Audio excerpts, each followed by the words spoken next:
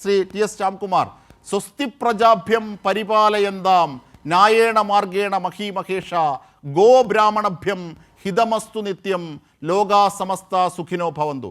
വളരെ അപ്രസിദ്ധനായ ശുകദേവൻ എന്ന, എൻ്റെ അറിവ് ശരിയാണെങ്കിൽ, ശുകദേവൻ എന്ന നാടകകൃത്തിൻ്റെ കംസവധം എന്ന നാടകത്തിൻ്റെ ശാന്തിപാഠമാണത്. എന്നിട്ടും വേദങ്ങളും ഉപനിഷത്തുകളും ഒന്നും അല്ലാഞ്ഞിട്ടും, വസുദൈവ കുടുംബകം വേദങ്ങളിൽ പെടുന്നതാണ്, പക്ഷേ അത് ഞാൻ നേരത്തെ പറഞ്ഞത് ഒരിക്കലും ഈ വേദങ്ങളിലോ ഉപനിഷത്തിലോ പെടാത്തിട്ട് പോലും അത് രാം മന്ദിർ സൃഷ്ടിച്ച ഘട്ടത്തിലടക്കം, രാം മന്ദിർ നിർമ്മാണത്തിലടക്കം യാഗങ്ങളിൽ അത് ചൊല്ലാറുണ്ട്. അതായത് മോദി ഇരിക്കുമ്പോൾ തന്നെ. അതിൻ്റെ അർത്ഥം എന്താണെന്ന് താങ്കൾക്കും അറിയാം, എല്ലാവർക്കും അറിയാം. എന്തുകൊണ്ടാണ് ലോകം സമസ്തമായി സുഖമായി ഭവിക്കണമെങ്കിൽ എന്തൊക്കെ ചെയ്യണമെന്നാണ് അതിൽ നിർദ്ദേശിക്കുന്നത്. അപ്പോൾ ആ മനസ്സിൻ്റെ തുടർച്ചയാണ് ഇപ്പോഴുമുള്ളത്. അതാണ് സുരേഷ് ഗോപിയിലൂടെ പ്രതിഫലിച്ചതെന്ന് നിരീക്ഷിച്ചാൽ തെറ്റുണ്ടോ?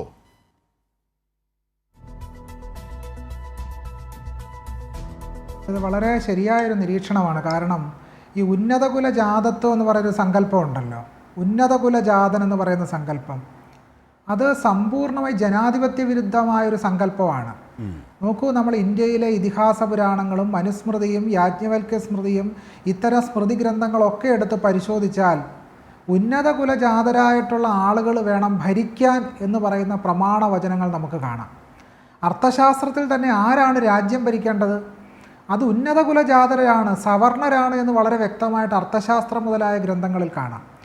വാൽമീകി രാമായണം എന്ന് പറയുന്ന ഗ്രന്ഥത്തിൽ, വാൽമീകി രാമായണത്തിൽ രാമരാജ്യം എന്ന് പറയുന്ന സങ്കല്പത്തെ സംബന്ധിച്ച് വിശദീകരിക്കുമ്പോൾ ക്ഷത്രിയരായ ഉന്നത ഭരണകർത്താക്കളാണ് രാജ്യം ഭരിക്കേണ്ടതെന്നും ശൂദ്രരെന്ന് പറയുന്ന ആൾക്കാർ സമ്പൂർണമായി പാദസേവ ചെയ്ത് ബ്രാഹ്മണ്യരുടെ പാദസേവ ചെയ്ത് ജീവിതം കഴിക്കേണ്ടവരാണെന്നുള്ള പരാമർശം വാൽമീകി രാമായണത്തിൽ നമുക്ക് കാണാം. അതുപോലെ മഹാഭാരതമൊക്കെ പരിശോധിച്ചാൽ നല്ല ഭരണമെന്ന് പറയുന്നത് എന്താണ്? ഈ വർണ്ണാശ്രമ ധർമ്മം അനുസരിച്ച്, ചാതുർവർണ്ണ്യം അനുസരിച്ചുള്ള ഭരണക്രമത്തെയാണ് യഥാർത്ഥത്തിൽ ഈ നല്ല ഭരണമെന്ന് പറയുന്നത്. വെച്ചാൽ ചുരുക്കത്തിൽ സവർണർ ഭരിക്കുന്ന ഭരണമാണ്, സവർണ ഒളിഗാർക്കിക്കൽ ഭരണത്തെയാണ് ഉന്നത കുലജാതരുടെ ഭരണം എന്നതുകൊണ്ട് അർത്ഥമാക്കുന്നത്. ഇന്ത്യയിൽ നിന്ന് ബ്രിട്ടീഷുകാർ പോയ സമയത്ത് ഡോക്ടർ ബി ആർ അംബേദ്കർ വളരെയധികം ആകുലപ്പെട്ടു. അദ്ദേഹത്തിൻ്റെ ആകുലത എന്ന് പറയുന്നത്, ഇന്ത്യയിൽ നിന്ന് ബ്രിട്ടീഷുകാർ പോകുമ്പോൾ ഇന്ത്യയുടെ ഭരണം ഇന്ന് സുരേഷ് ഗോപി പറഞ്ഞതുപോലെ ഉന്നത കുലജാതരുടെ ഒരു ഭരണക്രമമായിട്ടത് മാറും എന്നാണ് ഡോക്ടർ ബി ആർ അംബേദ്കർ ഭയപ്പെട്ടത്. എന്ന് വെച്ചാൽ ഉന്നത കുലജാതത്വം എന്ന് പറയുന്ന സങ്കല്പം ഇന്ത്യൻ ഭരണഘടന മുന്നോട്ട് വെക്കുന്ന തുല്യ പൗരത്വം എന്ന് പറയുന്ന ആശയത്തിൻ്റെ സമ്പൂർണ്ണമായ എതിർസ്ഥാനത്താണ്. നോക്കൂ, എന്താണ് ഇന്ത്യൻ ഭരണഘടന അടിസ്ഥാനപരമായ മൂല്യം? എന്താണ്? സ്വാതന്ത്ര്യം, സമത്വം, സാഹോദര്യം. ഇതാണ് ഇന്ത്യൻ ഭരണഘടനയുടെ അടിസ്ഥാനപരമായ മൂല്യമെന്ന് ഇന്ത്യൻ ഭരണഘടനയുടെ ആമുഖം വായിച്ചു നോക്കുന്ന ആർക്കും മനസ്സിലാകും. ആ സമത്വം എന്ന് പറയുന്ന ആശയം ഉണ്ടല്ലോ, ആ സമത്വത്തിൽ എന്തില്ല? ഉന്നത കുലജാതൻ ഇല്ല, എല്ലാവരും തുല്യരാണ്. തന്നെയല്ല, ഇവിടെ ഒരാളെ ഉന്നത കുലജാതനായിട്ട് കാണുമ്പോൾ അതിൻ്റെ എതിർസ്ഥാനത്ത് അധമജന്മാക്കളായി കാണുന്ന ഇന്ത്യൻ ബ്രാഹ്മണ്യം സ്ഥാനപ്പെടുത്തുന്ന ധാരാളം ആളുകളുണ്ട്. ഇന്ത്യൻ ബ്രാഹ്മണ്യം അധമജന്മാക്കളായി സ്ഥാനപ്പെടുത്തുന്നവരാണ് ഇന്ത്യയിലെ അവർണരും ബഹുജനങ്ങളും ആദിവാസികളും ദളിതരും മുസ്ലിങ്ങളും ഉൾപ്പെടുന്ന വലിയൊരു ജനവിഭാഗം, സ്ത്രീകളെ ഉൾപ്പെടെ ഇന്ത്യൻ ബ്രാഹ്മണ്യം അധകൃതരായിട്ടാണ് സ്ഥാനപ്പെടുത്തുന്നത്. സവർണ ത്രൈവർണിക പുരുഷനെ മാത്രമേ ഇന്ത്യൻ ബ്രാഹ്മണ്യം ഈ ഉന്നത കുലജാതനായിട്ട് കാണുന്നുള്ളൂ. അപ്പം നമ്മളിങ്ങനെ നോക്കുമ്പോൾ നമുക്ക് മനസ്സിലാകുന്ന കാര്യം എന്താണ്? വളരെ വ്യക്തമാണ്. സമ്പൂർണ്ണമായി ജനാധിപത്യ വിരുദ്ധമായൊരു പരാമർശമാണ് അദ്ദേഹം നടത്തിയത്. യഥാർത്ഥത്തിൽ അദ്ദേഹം ദ്രൗപദി മുർമുവിനെ തന്നെയാണ് അപമാനിച്ചത്. ഇന്ത്യയുടെ രാഷ്ട്രപതിയെ തന്നെ അപമാനിച്ചിരിക്കുന്നു. കാരണം ഭരണീയരായിട്ട് ഉന്നത കുലജാതരാണ് വരേണ്ടത് എന്ന് പറഞ്ഞതിലൂടെ സത്യത്തിൽ ഇന്ത്യയുടെ രാഷ്ട്രപതിമാരായ രാംനാഥ് കോവിന്ദിനെയും ഇപ്പോൾ രാഷ്ട്രപതിയായിരിക്കുന്ന ദ്രൗപദി മുർമുവിനെ തന്നെയാണ് സുരേഷ് ഗോപി അപമാനിച്ചിരിക്കുന്നത്. തന്നെ ഇവിടെ പറഞ്ഞല്ലോ, പ്രധാനമന്ത്രി OBC ആണ് എന്നൊക്കെ ഇവിടെ പറഞ്ഞു. പക്ഷേ പ്രധാനമന്ത്രി OBC ആണെങ്കിൽ നമ്മൾ കാണേണ്ട ചില കാര്യങ്ങളുണ്ട്. 2015 സിവിൽ സർവീസ് പരീക്ഷയിൽ തിരഞ്ഞെടുക്കപ്പെട്ട 150 OBC IASകാരെ ഒഴിവാക്കുക ചെയ്തത്. കാരണം അത്ര തന്നെ OBC IASകാർ ജനറൽ ലിസ്റ്റിൽ ഇടം നേടിയിരുന്നു. OBCയിൽ നിന്നുള്ള അത്തരം IASകാർ 27% ഉൾപ്പെടുത്തി. OBCയിലെത്തിയ IASകാരെ തിരഞ്ഞെടുക്കപ്പെട്ട ശേഷം ഒഴിവാക്കപ്പെട്ടു. പക്ഷേ പ്രധാനമന്ത്രി OBC ആണെന്നാണ് പറയുന്നത്.